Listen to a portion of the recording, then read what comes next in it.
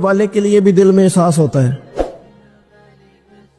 ہمیں تو کسی نے کچھ بھی نہیں کہا, کوئی گالی نہیں دی, کچھ نہیں کہا, پر ہم سخت کیوں ہیں بلا؟ وہ ہمارے پیچھے نہیں چلتا ہاتھ باندھ کے, جی میں ہاں نہیں ملاتا, ہمارا دل اس کے لیے سخت ہے. دو ہی تو بندے ٹھیک ہے دنیا میں, ایک میں ٹھیک ہوں اور ایک جو میری ہاں میں لائے پوری وہ ٹھیک ہے.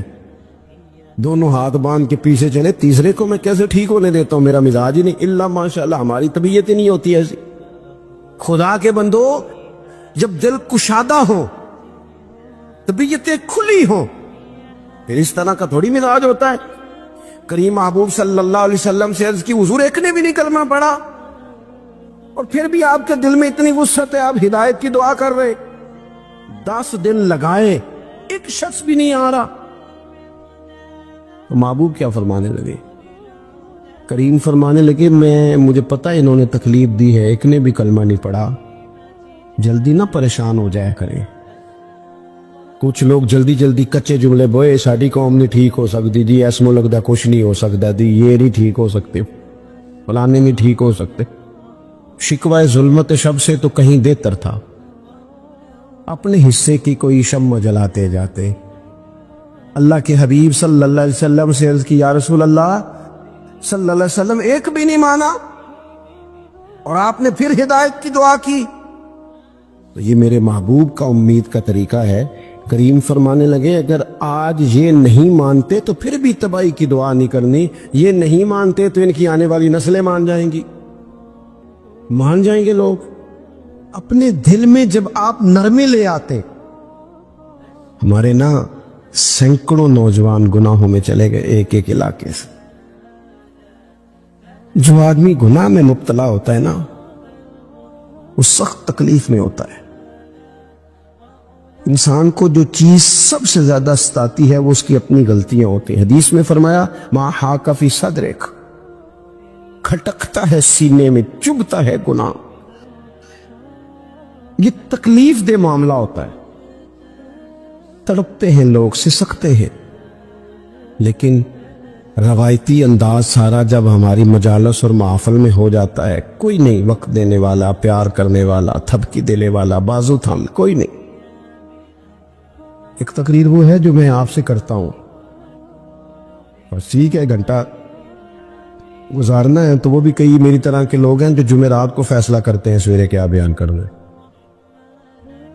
حالانکہ میری طرح کے جو چھوٹے ہیں وہ ہفتے سے ہی تیاری شروع کر لیتے ہیں تاکہ کچھ غور فکر کر کے قوم کے سامنے رکھا جائے. ضروری. اب ایک تقریر میں آپ سے کرتا ہوں, سمجھانے کے لیے عرض کرتا ہوں. ایک تقریر ایسی ہے جو خطیب صاحب آپ سے کرتے ہیں, اور خدا نخواستہ اللہ تعالیٰ معاف کرے, صرف سمجھانے کے لیے. اگر ان کو پتہ چل جائے کہ ان کا بیٹا کسی غلطی میں مبتلا ہو گیا تو پھر بھی اسی طرح ہی داد و تحسین کے لیے لش پش کر کے تقریر ہوگی؟ نہیں, پھر یہ انداز نہیں ہوتا. پھر تو بچہ کو سامنے بٹھا کے باپ اپنی پگڑی اس کے پیروں میں رکھتا ہے, پھر تو ماں دوپٹہ پیروں میں رکھتی ہے, کہتے پتر میری کمائی نہ اجاڑ دینا. اور نہ پتہ چلا تو سگریٹ پینے لگ گیا, خدا خیر کرے, تیری مہربانی. سوتا نہیں, اس کا چہرہ پریشان ہے. اب بات آئی ہے نا, اب یہ وقت آیا تبلیغ کا, اصلاح کا. اسے منت کر کے سمجھایا, اس کو گزارش کی. اس نے کہا ابا جی غلطی ہو گئی تھی, آئندہ نہیں کرتا. پوری اس نے تسلی دی, پھر بھی نہیں سوتا. بچہ تو وعدہ کر کے چلا گیا, پھر بھی نہیں سویا. وہ اپنے کمرے میں چلا گیا اور اس نے مصلی بچھا لیا. کہا یا اللہ یہ میری عمر کی کمائی ہے, مالک اسے ہدایت دے دے. او بھائی, جب تو اس انداز میں ملت کے ہر بیٹے کی اصلاح کرنے لگے گا, اور اس سے مراد صرف خطیب واعظ ہی نہیں, حضور نے ہم سب کے ذمہ لگایا تھا, بلغ عنی ولو آیا. ہم سب کی ذمہ داری ہے لوگوں کے لیے, لوگوں کو قائل کریں. مجھے بتاؤ, اپنی ذات کے حق میں قائل کرنا ہو تو کرتے ہیں کہ نہیں؟ ہوتا ہے نماز کی دعوت ہم کیسے دیتے ہیں؟ ہم کہتے ہیں پڑھ لیے کر نماز, اتنے پیسے کہاں لے کے جائے گا, یہی دعوت ہوتی ہے نا. وہ کہتا ہے تو نے اپنی قبر میں جانا اور میں نے, یہ تو ہے ہمارا دین کے حق میں. وہ محفل میں آنا اگر ٹائم ملا تو ٹھیک. یہ ہے دین کے حق میں. اور جب اپنی باری آئے کسی سے 50,000 روپے چاہیے تھے, فون کیا اس کو, ملنا تھا, وہ کہتا حکم کرے, کہتے نہیں ٹیلی فون والی بات نہیں, کہتے میں تو 2 بجے ملوں گا, تو 2:30 بجے میل پر, میں مل کے کر لی. پھر جاتے ہی اس سے 50,000 مانگا نہیں, پہلے منت کی, دکھ سنایا, پھر اسے ثابت کرایا کہ تیرے علاوہ دینا بھی کسی نے نہیں, سارے غلط بندے ہیں تو ٹھیک ہے معاذ اللہ. پھر اس کو یہ بھی ثابت کرایا وقت پہ واپس کر دوں گا. اتنی ساری گزارش کر کے رو دھو کے جب وہ پورا قائل ہو گیا تو آخر میں کہا مجھے 50,000. صحیح کہہ رہا ہوں؟ ہاں نہ تو کرو نا, کرو ہلکا سا ایسے ایسے تو کرو نا. ہوتا ہے کہ نہیں ایسے؟ او بھائی اپنے حق میں قائل کرنا تھا تو تجھے سارا طریقہ آتا تھا, اور رب رسول کے حق میں قائل کرنے کا تجھے طریقہ ہی نہیں آتا. تجھے پتہ ہی کوئی نہیں کہ کیسے قائل کرنا ہے. اپنے لیے تو نے قائل مائل کرنا تھا, سارا پتا تھا, سب خبر تھی کیسے منانا ہے. اور کسی کو مسجد کے لیے منانا تھا تو کہتا جی میری کو مانتا ہی نہیں, میری کون سنتا ہے. آپ جب تک اس درد سے, زازان نام کا ایک گویہ تھا بغداد میں, گاتا تھا, آواز بڑی سریلی تھی, بڑے لوگ اس کے گرد جمع ہو جاتے. حضرت عبداللہ ابن مسعود رضی اللہ تعالیٰ عنہ, حضرت عبداللہ ابن مسعود, یہ وہ خوبصورت ہستی ہیں کہ محبوب نے فرمایا ان سے قرآن سیکھا کرو, یہ اسی طرح پڑھتے ہیں جس طرح میرے اوپر نازل ہوا تھا. حضرت عبداللہ ابن مسعود رضی اللہ تعالیٰ عنہ صحابہ میں مفتی, صحابہ میں قاری, بڑے آدمی. حضرت عبداللہ ابن مسعود ایک دن گزر رہے تھے کسی مقام سے جہاں بھی وہ رہتا تھا, تو وہاں اللہ معاف فرمائے گانے بجانے کی مجلس سجی ہوئی تھی, وہ گا رہا تھا. آپ گزرے تو کانوں میں ہلکی سی آواز گئی. قریب ایک شخص سے پوچھا یہ کون ہے, کس کی آواز ہے؟ حضرت یہ زازان نام کا ایک گویہ ہے. وہیں کھڑے کھڑے درد سے کہنے لگے کتنی سونی آواز ہے, کاش یہ قرآن پاک کی تلاوت کرتا, اتنی خوبصورت آواز ہے, کوئی تو ہونا جو اس درد سے بات کرے, کاش یہ قرآن پاک پڑھتا. اور پھر دعا مانگتے آگے تشریف لے گئے. وہ جوان تھا, فارغ ہو کے باہر نکلا, لوگوں کا رش تھا. ایک شخص نے اسے رو کے کہا زازان ادھر آ, پتا آج کیا ہوا؟ کہا جناب کیا؟ کہنے لگے جانتے ہو حضرت عبداللہ ابن مسعود کو؟ کہا جانتے ہیں. فرمایا وہ صحابی رسول صلی اللہ علیہ وسلم آج گزرے, تیری آواز ان کی سماعتوں سے ٹکرائی تو فرمانے لگے کاش یہ قرآن پاک پڑھتا. کہنے لگا صحیح بتاؤ انہوں نے میرا نام لیا؟ صحیح بتاؤ میرے لیے کہا انہوں نے؟ میرے جیسے شخص کے لیے میں سوچ بھی نہیں سکتا. میں کہاں وہ کہاں, میرا نام لیا ہے. کہاں؟ تھوڑی دیر رکا, چند لمحوں پتہ نہیں سوچیں کہاں کہاں کا سفر کر کے آئیں. وہ ساری سوچیں درد بن کے آنسو بنی, اور پھر آنسو داڑھی پہ ٹپکے چہرے پہ آئے. پھر لوگوں سے پوچھنے لگا گھر کا پتہ بتاؤ گے؟ کہا وہ فلاں جگہ پہ موجود ہیں. دوڑا گیا, دروازے پہ دستک دی, حضرت عبداللہ ابن مسعود آئے. کہا کون ہو بیٹا؟ کہنے لگے حضور میں وہی ہوں جس کے بارے میں آپ نے کہا تھا کاش یہ قرآن پڑھتا. میں آ گیا ہوں, پڑھا دے مجھے قرآن پاک, پڑھا دے. کوئی بیٹھا ہوا مجھے دور دعا دیتا ہے, میں ڈوبتا ہوں پر سمندر اچھال دیتا ہے. کسی سے تو آپ پیغام حق کہیں, کسی کو تو دعوت خیر دیں, یہ سب سے بڑا بھلا ہے. اگر کسی بد اخلاق کو با اخلاق کر دو گے نا, اس کی بیوی سکون میں آ جائے گی, اس کی ماں آرام سے سونے لگے گی, اس کا باپ کہے گا وہ حد ہو گئی, میرا پتر ٹھیک ہو گیا ہے, تمیز سے بات کرنے لگا ہے. بچے پریشان ہوتے ہیں, بچے. میں بیٹھا تھا کھانا کھا رہا تھا گھر میں, تو میرے گھر والے کہنے لگے مدرسے کا کوئی بچہ باہر ہے, بڑا سخت رو رہا ہے. میں نے اس کو بلاؤ, کسی استاد نے ڈانٹ دیا ہوگا. تو بچہ میرے پاس ہے تو اس کا وجود کہاں پر آتا. मैंने कहा पुत्र क्या हुआ? कहने लगा पीर साहब मेरी अम्मी ते अब्बू कार फेयर पे लड़ते ने, करो फोन आया है। तो मैंने कहा बेटा परेशानी की क्या बात है? कहने लगे बड़ी सख्त लड़ाई होती है, मेरे वालिद मेरी अम्मा को मारते, फिर हम सारे बहन भाई ना चारपाइयों के नीचे छुपते। तो वो दूर है इस वक्त, तो 1.5 घंटे का फासला है, दूर है मेरा घर, और पता नहीं हमारे घर क्या हो जाएगा। पीर साहब आप दुआ मांगे ना, आप दुआ करें ना। उस बच्चे की कैफियत और उसके ऊपर छाई हुई आजमाइश और उसके तबीयत में मैं उसे देख के मेरे आंसू निकल गए।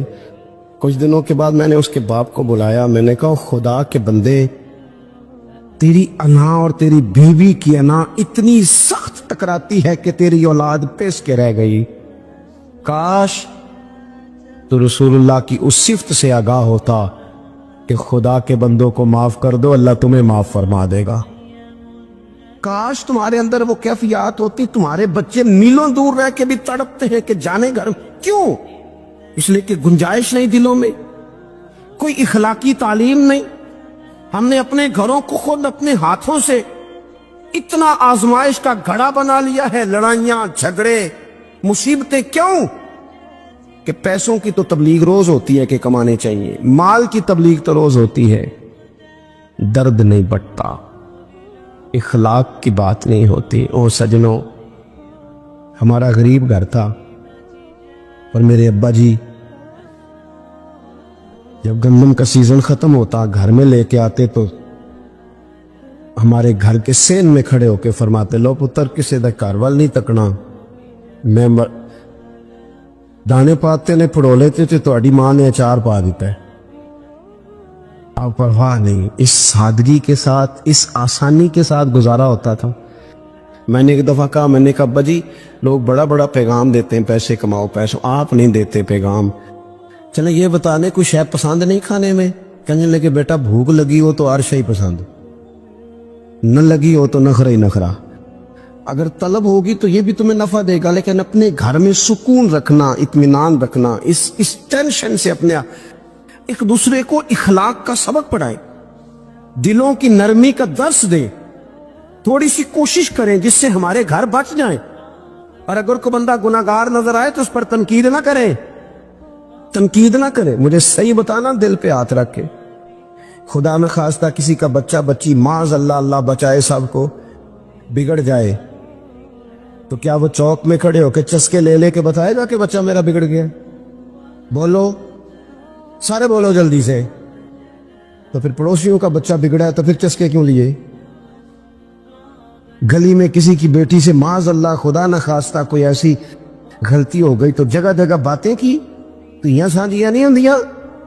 अपने बच्चे के बारे में जब तू कहता छुप जाए बात, देख ला।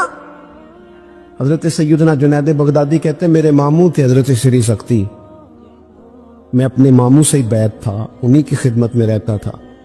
फरमाते हम जा रहे थे, एक दिन उन्होंने छड़ी पकड़ी है, एक हाथ में मुझे थामा। थोड़ा आगे गए तो रश था, चंद लोग खड़े थे। तो हजरत श्री शक्ति मुझसे कहने लगे जुनैद देख तो सही रश क्यों है। तो मैं गया तो एक नौजवान शराब पी है, माजल्ला नशे में धुत लेटा है, इर्द गिर्द लोग खड़े, और वो चूंकि पूरी तरह उस पर नशा गालिब है तो ऑल फॉल बातें कर रहा है, लोग भी उसके साथ जो है वो हंसी मजाक कर रहे हैं, उसका मजाक उड़ा रहे हैं, रश है। मैंने आके कहा हुजूर दफा करें, एक शराबी लेटा है, लोग भी मजाक उड़ा रहे हैं और बस ऐसे ही शुगर लगा हुआ है। सारे लोग तमाशबीन नहीं होते। हाँ, हजरत फरमाने लगे नहीं जुनैद ऐसे कैसे चले गए, चल ना मुझे ले चल। कहते बूढ़े शेख, हाथ मैंने थामा तो वहां ले गया। हजरत ने लोगों को डांटा, चलो दौड़ो। पुराने जमाने में लोग बुजुर्गों की हया करते थे, सब लोग वहां से छट गए। कहते मुझे फरमाने लगे जुनैद जा प्याले में पानी ला। कहते मैं एक प्याले में पानी भर के लाया, उन्होंने इतने बूढ़े हाथों से उसका मुंह धोया, उसके चेहरे पे पानी डाला, उसका मुंह साफ किया, फिर उसे खड़ा किया, उसे घर भेजने को कहा। कहते हैं वो वहीं एक कोने में साइड पे हो गया तो हजरत ना मुंह धो के ना थोड़ी देर चुप कर गए। پھر 2-3 لمحے گزرے تو ان کی آنکھوں میں زور زور سے آنسو ٹپکے اور ہاتھ اٹھا کے کہنے لگے مالک میں تیرا کمزور بندہ ہوں، میں منہ دھو سکتا تھا، میں دل تو نہیں نہ دھو سکتا، جو میرے اختیار میں تھا میں نے کر دیا، باقی تو مقلب القلوب ہے، کر نہ کرم۔ یہ کسی ماں کا بیٹا ہے، کسی خاتون کا شوہر ہے، او بھائی جو نشے پہ لگ جائیں ان کے بچے باپ کے ہوتے ہوتے یتیموں جیسی زندگی گزارتے ہیں، لوگوں کے مانگ کے کپڑے پہنتے ہیں۔ کسی نے کہا تھا اگر دشمن سے زیادہ بدلہ لینا ہو تو اسے قتل نہ کرو، نشے پہ لگا دو۔ معاذ اللہ، اتنا لوگوں نے، کتنا عام نشہ ہو گیا۔ کہا اللہ میں نا منہ دھو سکتا ہوں، دل نہیں، دل تو دھو سکتا ہے، دھو دے۔ کہتے ہیں یہ کہہ کے حضرت اٹھے تو میں نے عرض کی حضور ویسے منہ دھویا کیوں آپ نے؟ تو فرمانے لگے اس لیے دھویا ہے کہ جب تک منہ سے بدبو آتی رہے گی جتنے لوگ سونگتے رہیں گے اس کے شرابی ہونے کے گواہ بنتے رہیں گے۔ میں نے اس لیے دھو ڈالا ہے کہ ہو گئے پیچھے جو ہو گئے مزید گواہ نہ بنے۔ حضرت سری سختی کہتے ہیں میں نے، حضرت جنید بغدادی کہتے ہیں میں نے اسی رات تہجد کے وقت اٹھ کے حضرت کو وضو کرایا، میں نے ان کا بازو تھاما، میں ہی ان کو مسجد میں لے کے گیا۔ کہتے ہیں جب ہم مسجد میں پہنچے تو وہ کل دوپہر والا شرابی ہم سے پہلے مصلی پہ بیٹھا تھا۔ کہتے ہیں میرے دل سے آوازیں نکل رہی تھی شیخ دیکھ لو پھر مالک کتنا کریم ہے، آپ نے منہ دھو ڈالا تھا، رب نے دل بھی دھو ڈالا، کرم فرما دیا۔ کوئی ہو نہ کوئی ایسا کرے، آؤ نہ سنگیوں ملے، ایک دوسرے کا منہ تو دھونا شروع کرے نا، آؤ نہ ایک دوسرے کو یہاں تک وضو کا پانی تو فراہم کرے نا، کچھ تو خیر تقسیم کرے۔ اخلاق کی تربیت کا میں دیکھتا ہوں ہمارے وطن میں اضطراب ہے، بے چینی ہے، اس طرح کا ماحول بنایا گیا ہے کہ لوگ ایک دوسرے کے حق میں سخت ہو گئے، مزاجوں میں تلخیاں ہیں، لڑتے جھگڑتے ناراض ہوتے لوگ، بگڑتے کوستے ڈانٹتے شکوے کرتے لوگ۔ شکوہ جو ہوتا ہے نا یہ بندے کو بے چین کر دیتا ہے، شکر بندے کو سکون میں مبتلا کرتا ہے۔ شکوے آزمائشیں اپنے دلوں میں وسعت لائیں، ایک دوسرے کو اصلاح کی طرف لائیں، ایک دوسرے کو پیغام دیں، ایک دوسرے کی تربیت کریں، تھوڑا سا حوصلہ، تھوڑا سا صبر، تھوڑی سی گنجائش اپنی طبیعتوں میں پیدا کریں۔ اپنے بچوں پر سب سے زیادہ نگرانی یہ کریں کہ ان کا اخلاقی معیار کیا ہے۔ اگر میں اور آپ خدا نہ خواستہ بچوں کو صرف یہ تربیت دیں گے نا کہ وہ پیسہ پیسہ پیسہ پیسہ، شادیاں بھی پیسے دیکھ کے کریں گے، تو یاد رکھنا پھر ایک دن وہ یہ بھی کہیں گے کہ ابا کاش تو کو ڈھابے کا کام کرتا تو آج ہمارے پاس بھی پیسے ہوتے۔ پھر باپ سے بھی پیسوں کا ہی مطالبہ ہوگا، پھر لوگ ماں باپ بھی پیسوں کے لیے چھوڑ کے چلے جاتے ہیں۔ پھر جب آپ نے تربیت جس چیز کی تھی